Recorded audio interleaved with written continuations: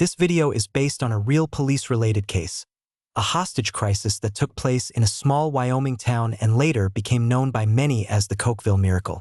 The facts of the case are disturbing. Children were trapped. A bomb was detonated. Police and emergency crews surrounded a school.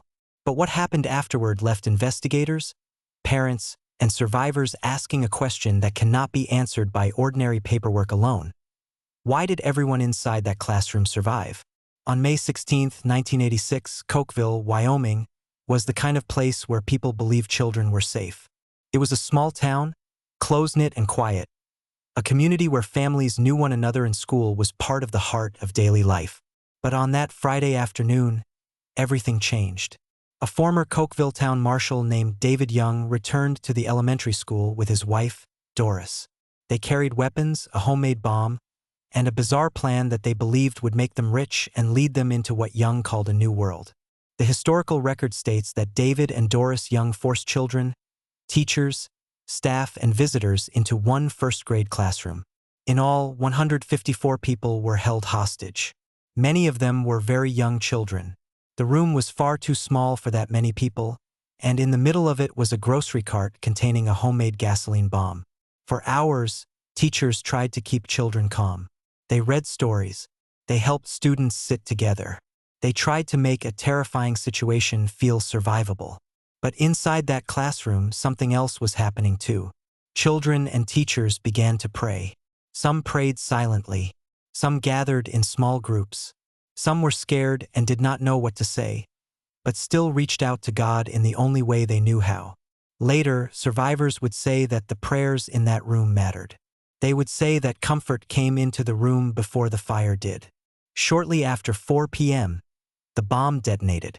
Smoke and flames filled the classroom. Children screamed. Teachers fought to get them out. Some escaped through windows. Others ran through the hallway. Outside, parents waited in fear behind police lines, not knowing whether their children were alive. Emergency workers rushed forward. The scene looked like the beginning of a mass casualty tragedy. Then came the first unbelievable fact. All of the hostages survived. The only people who died that day were David and Doris Young. Many children and adults were hurt, and many were treated for burns and smoke inhalation. But the school did not become the graveyard that the bombers had intended. A day that should have been remembered only for horror became remembered by many for mercy. For law enforcement, the case did not end when the children escaped. Investigators still had to examine the scene, study the bomb, interview witnesses, and explain what had happened. One of the central figures in that process was Ron Hartley, the lead investigator for the Lincoln County Sheriff's Office. Hartley was not only an investigator. He was also a father whose own children had survived the bombing. That placed him in the middle of the case in two ways: as a lawman responsible for facts, and as a parent trying to understand why his family had been spared. As investigators studied the aftermath, questions remained.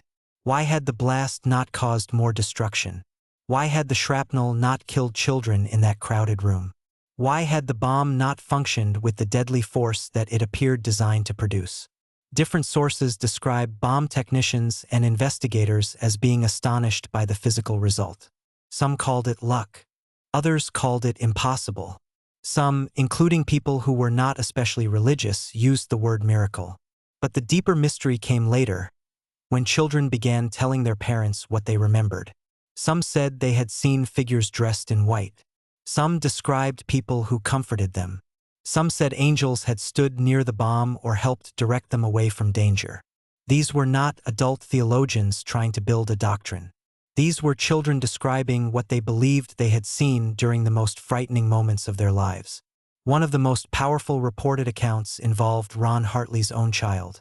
According to later faith-centered retellings, Hartley initially wanted to disprove the angel story. As a law enforcement investigator, he was trained to test claims, watch reactions, and look for evidence. But when his son reportedly identified a deceased relative from a family photograph as the angel he had seen, Hartley was shaken. The story did not fit neatly into the categories of an ordinary police file. It touched something personal, something spiritual, something that led him to reconsider what had happened in that classroom. Other survivors also reported heavenly help. Some children said they were warned to move. Some said they were comforted by people they later believed were deceased family members. Others simply remembered a peace that did not make sense in the middle of fear.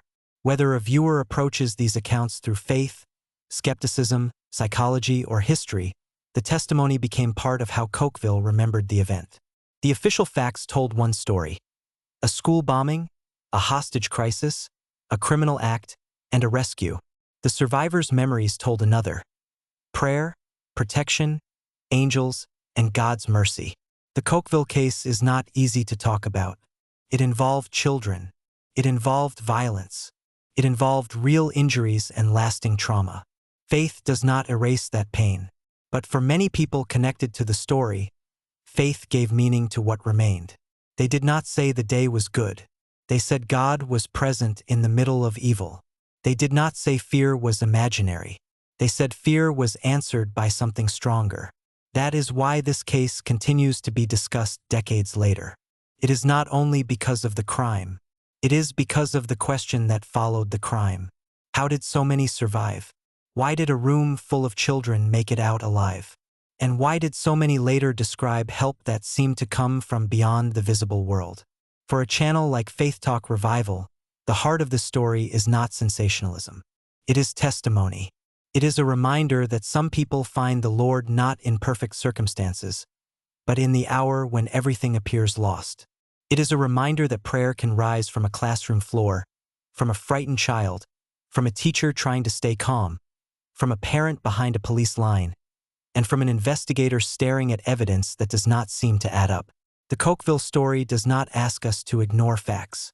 It asks us to look at the facts and also listen to the witnesses. It asks us to consider the possibility that God can meet people in crisis, that angels may be nearer than we think, and that mercy can appear even in places marked by smoke, fear, and broken glass. In the end, the police file recorded a crime. The survivors remembered a miracle.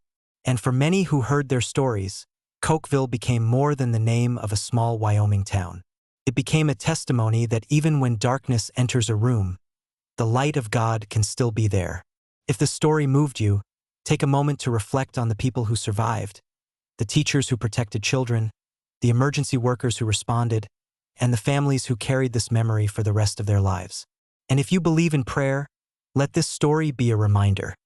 Sometimes the cry for help is heard before we ever see the answer.